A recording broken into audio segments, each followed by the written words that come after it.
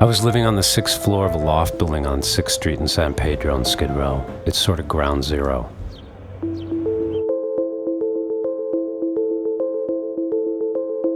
Skid Row is basically a 50-block area of downtown Los Angeles between 2nd and 7th Streets and Main and Central Streets, with 9,000 people in varied states of homelessness.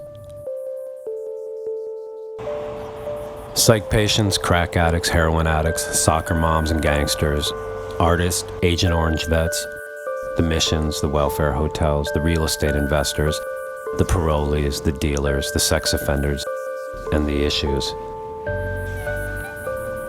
Housing, racism, employment, addiction, mental health. There's a lot going on in 50 square blocks. I wrote a series of cover stories for the LA Weekly. LAPD Police Chief Bratton told me it was the worst social disaster in America. The U.S. Department of Housing and Urban Development's definition of homelessness includes a person who has no place to go, no resources to obtain housing, and is either being evicted within a week, discharged within a week from an institution such as a hospital, or is fleeing domestic violence.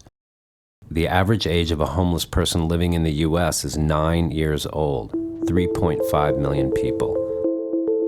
That's 1.35 million children. In LA County, 80,000 homeless each night. Los Angeles is the first third world city in the United States. Some people are here to take advantage of the centralized services. The huge homeless mega shelter missions who provide meals, emergency shelter, showers, haircuts and shaves, mail delivery, legal assistance, 12-step recovery programs, medical, dental, housing placement assistance, and social service liaison. Skid Row is home to other populations as well. An undercover criminal sect hiding out, and a predatory population selling drugs and preying upon legitimate residents. I'd been in the streets and the missions, and I knew people's names and their faces. I was watching the madness play itself out in the streets from my window. I started shooting some video from a little handy cam. That was the view from up here.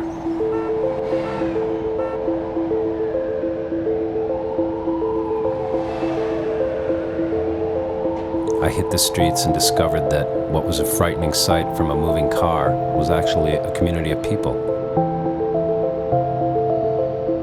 So what is it that makes Los Angeles Skid Row unique?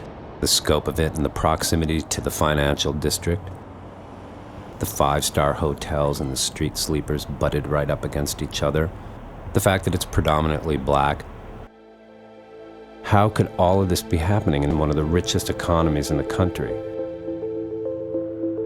The measure of any society is how it treats its weakest element, the widows, the orphans, and the strangers in the land. How we do anything is how we do everything. We're not doing so well on Skid Row.